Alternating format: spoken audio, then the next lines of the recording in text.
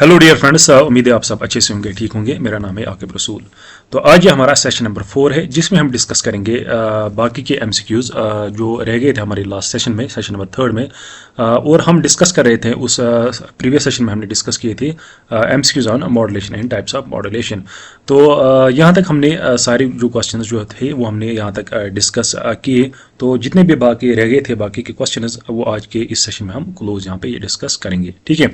तो अगर हम यहाँ पे क्वेश्चन नंबर फर्स्ट देखेंगे, यहाँ पे what is the bandwidth of signal if the highest frequency in modulating signal is 3 kilohertz. देखिए यहाँ पे बात हो रही है हाईएस्ट फ्रीक्वेंसी की। Highest frequency in modulating signal यानी कि मॉड्यूलेटिंग सिग्नल की हाईएस्ट फ्रीक्वेंसी यानी कि एफएम वो किसके बराबर है? 3 किलोहर्ट्ज के बराबर है, ये दी हुई है, इट इज गिवन। सो हमें निकालना है यहाँ पे बैंडविड्थ। अगर आपको पता होगा बैंडविड्थ किसके बराबर होती है? ट्वाइस एफएम, ठीक है। एम्पलीट्यूड मॉड्यूलेशन की अगर हम बात करेंगे तो bandwidth is equal to twice FM. FM क्या है? Highest frequency of modulating signal, ठीक है। तो यहाँ पे 2 इंटू 3, एफएम के बदले 3 लिखेंगे तो 2 इंटू 3 क्या हुआ? 6 किलोहर्ट्ज।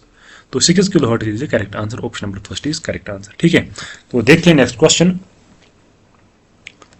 क्वेश्चन नंबर सेकंड क्या है यहाँ पे? वायर इज ए एस के यूज? ए एस के हम कहाँ पे यूज करते हैं? तो ए एस के क्या है? एम्पलीट्यूड शिफ्ट कीइंग, ठीक है। ये टाइप ऑफ मॉड्यूलेशन है। ये किस में हम यूज करते हैं? Binary data transmission, analog data transmission, TV waves transmission या ऑडियो सिग्नल ट्रांसमिशन। तो ये किस में हम यूज करते हैं? बाइनरी डेटा ट्रांसमिशन में हम ये यूज करते हैं। कौन से? Amplitude shift keying. तो ऑलरेडी आपने ये डिजिटल मॉड्यूलेशन में पढ़ा है, ठीक है। तो बाइनरी डेटा ट्रांसमिशन में हम ये यूज करते हैं। बाइनरी डेटा क्या है? बाइनरी इज 0 एंड 1, यानी कि ऐसा एक डेटा जो हम रिप्रेजेंट करते हैं in the form of zeros and ones, ठीक है। तो इसके बाद नेक्स्ट क्वेश्चन है the type of signal transmission in which no power is wasted on this carrier is known as. तो ऐसे ट्रांसमिशन हम को हम क्या कहते हैं जिसमें हम पावर वेस्ट नहीं करते हैं। क्या नहीं करते हैं? In which no power is wasted on the carrier, यानी कि कैरियर पे हम यहाँ पे पावर वेस्ट नहीं करते हैं। एम्पलीट्यूड मॉड्यूलेशन इसमें हम कैरियर यूज करते हैं तो ये गलत है। फ्रीक्वेंसी मॉड्यूलेशन इसमें भी हम कैरियर यूज करें तो भी गलत है। इसके बाद है साइड बैंड सप्रेस्ड कैरियर। तो सप्रेस्ड कैरियर जो है ये टाइप ऑफ मॉड्यूलेशन एम्पलीट्यूड यानी कि single side band suppressed career SBSC, यानी कि single side band suppressed career, ये टाइप ऑफ एम्पलीट्यूड मॉड्यूलेशन है जिसमें हम खाली साइड बैंड जो है वो यहाँ पे पास करेंगे और जो कैरियर जो है कैरियर हम यहाँ पे पास नहीं करेंगे। सिर्फ लोअर साइड बैंड और अपर साइड बैंड जो है वो हम यहाँ पे पास करेंगे, ठीक है। तो यहाँ पे option number C is the correct answer. तो नेक्स्ट क्वेश्चन देखते हैं। What is used to generate a DSB signal. तो एक डीएसबी सिग्नल जनरेट करने के लिए हम कौन सा इक्विपमेंट या डिवाइस यूज करते हैं? तो डीएसबी क्या है? DSB is double side band signal, double side band signal, ठीक है। डबल साइड बैंड सिग्नल जिसमें हम 2 साइड बैंड जो है यहाँ पे पास करते हैं और ये side band, lower side band और अपर साइड बैंड जो है ये यहाँ पे कॉमन यानी कि सेम इंफॉर्मेशन कैरी करते हैं। तो एक double side band signal generate करने के लिए हम यूज करते हैं balanced modulator, carrier suppressor, anti modulator या साइड बैंड सप्रेसर। तो option number A is the correct answer, that is balanced modulator हम यूज करते हैं। तो ऑलरेडी हमने ये पढ़ा है अपनी लेक्चर सीरीज में। तो इसके बाद नेक्स्ट क्वेश्चन क्या है? So next question is which of the following is an advantage of SSB over DSB। तो हमें बताना है यहाँ पे इनमें से एडवांटेज कौन सी है किसकी? सिंगल साइड बैंड की और DSB। यानी कि देखिए 2 टाइप के यहाँ पे मॉड्यूलेशन है यहाँ पे, एक है SSB और दूसरा है DSB। सिंगल ये क्या है? सिंगल साइड बैंड यानी कि एक ऐसा मॉड्यूलेशन टेक्निक जिसमें हम क्या कैरी मतलब ट्रांसफर करते हैं यानी कि कैरी करते हैं खाली या तो लोअर साइड बैंड या अपर साइड में। देखिए या अपर साइड बैंड कैरी करेगा इंफॉर्मेशन या फिर lower side band information carry करेगा। तो दोनों हम एक साथ यहाँ पे ट्रांसमिट नहीं करते। क्यों? क्योंकि जो इन्फॉर्मेशन ये कैरी करेगा वही इन्फॉर्मेशन ये भी कैरी करेगा। तो इस वजह से यहाँ पे डुप्लीकेसी आती है और फिर स्पेक्ट्रम स्पेस जो है वो यहाँ पे वेस्ट हो जाती है। लेकिन जो डबल साइड बैंड जो है वहाँ पे दोनों यहाँ पे कैरी करते हैं इंफॉर्मेशन और डुप्लीकेसी आ जाती है। जो डेटा ये कैरी करेगा वही डेटा ये भी कैरी करेगा। तो इस वजह से जो स्पेक्ट्रम की स्पेस जो है वो यहाँ पे वेस्ट हो जाती है। तो ये लिमिटेशन किसकी है? डीएसबी की।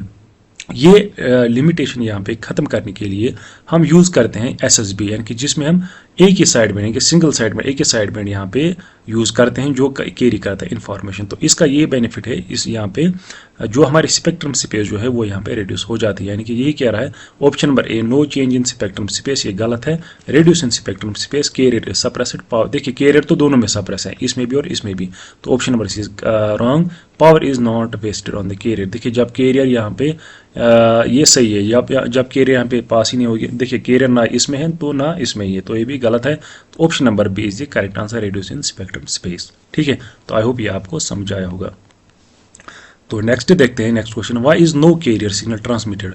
हम कैरियर सिग्नल ट्रांसमिट क्यों नहीं करते, कब, when the amplitude of the modulated signal is 0 in an SSB transmission. देखिए जब एक एसएसबी सिग्नल होगी तो यहाँ पे हम कैरियर जो है वो यहाँ पे पास नहीं करते हैं।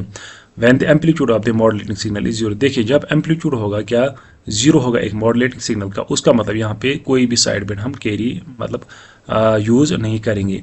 ठीक है, तो इसीलिए हम यहाँ पे कैरियर जो है वो यहाँ पे सिग्नल, कैरियर सिग्नल यहाँ पे ट्रांसमिट नहीं करते, क्योंकि जब हम मॉडुलेटिंग सिग्नल यहाँ पे यूज़ नहीं करेंगे तो यहाँ पे कैरियर किस लिए हम यूज़ करेंगे। Attenuation under modulation, no side band is generated, तो option number C is the correct answer. देखिए जब हम मॉडुलेटिंग सिग्नल ही यूज़ नहीं करेंगे तो साइड बैंड भी यहाँ पे जनरेट नहीं होगा। ठीक है, तो option number C is the correct answer.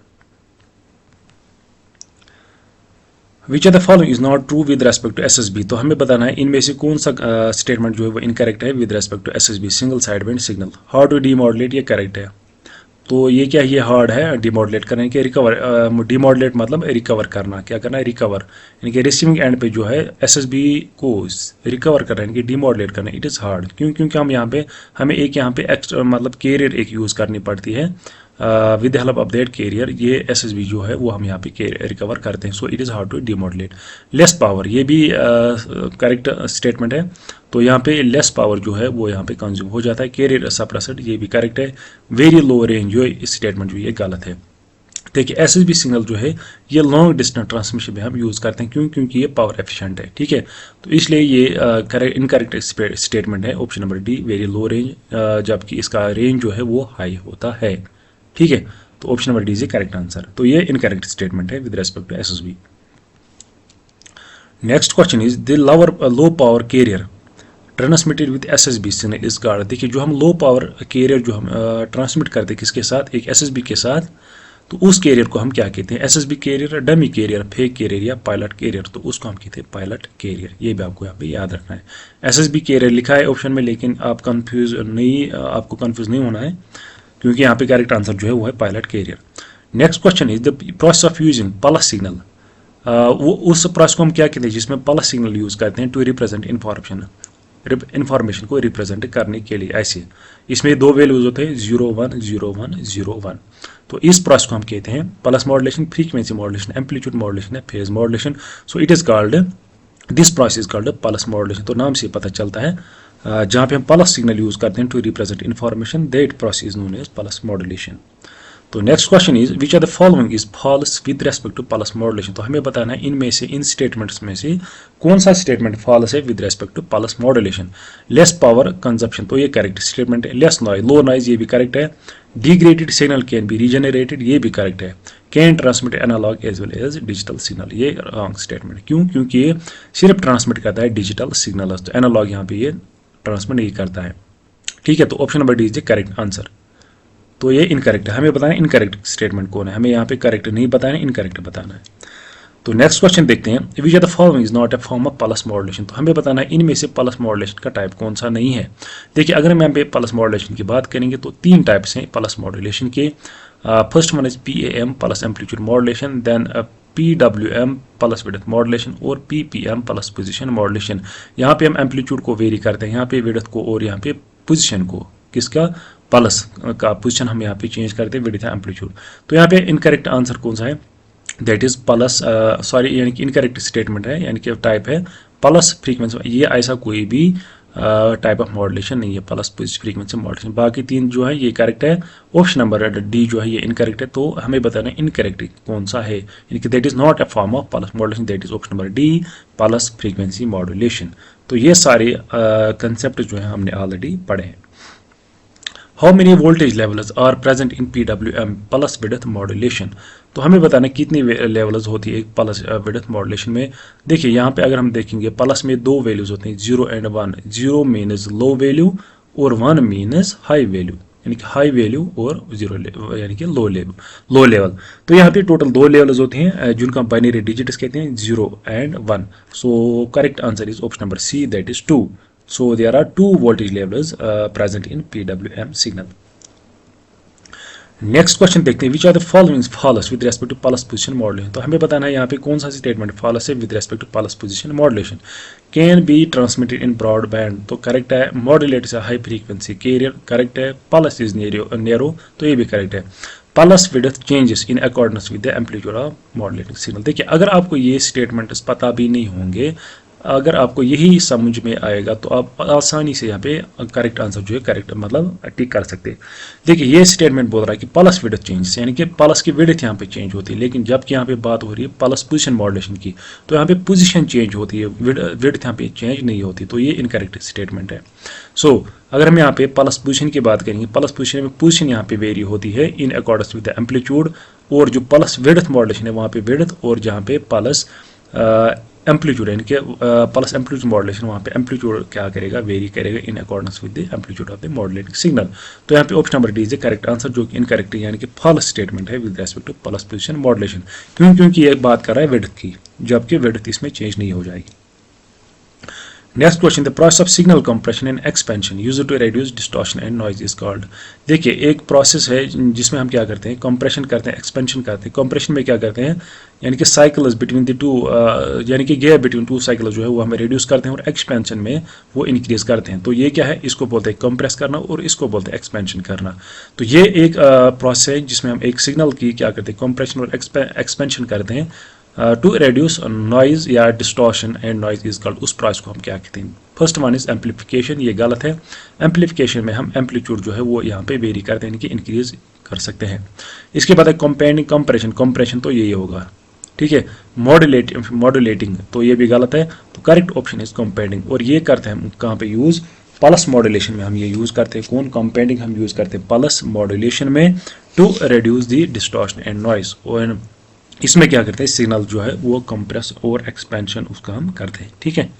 तो देखते हैं next question, what type of digital modulation is used widely used for digital data transmission. तो कौन सी डिजिटल मॉड्यूलेशन हम यूज करते हैं फॉर डिजिटल डेटा ट्रांसमिशन। देखिए first one is PAM, then PWM and PPM, so last is PCM, यानी कि pulse code modulation. देखिए PWM ये तीनों आपने पढ़ी हैं, ये आपके सिलेबस में थी, लेकिन PCM जो है आपके सिलेबस में नहीं थी, लेकिन जो PCM जो है यही हम वाइडली यूज करते हैं फॉर डिजिटल ट्रांसमिशन। तो ये एक करेक्ट आंसर है। तो इसमें क्या करते हैं, एक सिग्नल को जो है हम उसको बाइनरी डिजिट्स यानी कि बाइनरी कोड्स में हम यहाँ पे कन्वर्ट करते हैं ऐसे। तो ये क्या है, एक एफिशिएंट सिस्टम है जो कि हम यूज करते हैं फॉर डिजिटल डेटा ट्रांसमिशन के लिए, that is your PCM pulse code modulation. तो इसमें हम बाइनरी डिजिट्स में क्या करते हैं, कन्वर्ट करते हैं अपनी इंफॉर्मेशन को या सिग्नल को। तो इसके बाद नेक्स्ट क्वेश्चन देखते हैं, एट 100% मॉड्यूलेशन। जब हम क्या करेंगे 100% मॉड्यूलेशन करेंगे, तो इसका मतलब क्या है, मॉड्यूलेटिंग यानी कि मॉड्यूलेशन इंडेक्स जो है दैट इज इक्वल टू 1। अगर ग्रेटर देन 1 होगा तो उसको हम कहते हैं over modulation. The power in each side band is dash of that of carrier, यानी कि अगर ये कैरियर है, यहाँ पे दो साइड बैंड से, लोअर साइड बैंड और अपर साइड बैंड, ठीक है। तो ये कितना पावर जो है यहाँ पे कंज्यूम करते हैं, लोअर साइड बैंड और अपर साइड बैंड। तो अगर टोटल देखेंगे लोअर और अपर का, ये टोटल इनका पावर जो होता है 50% होता है दैट ऑफ कैरियर, और एक का मतलब लोअर का अलग और अपर का अलग कितना होगा, वो होगा 25%। इसका 25% और इसका 25% होगा। Correct answer option number D, that is 25%, ठीक है। तो देखते हैं नेक्स्ट क्वेश्चन,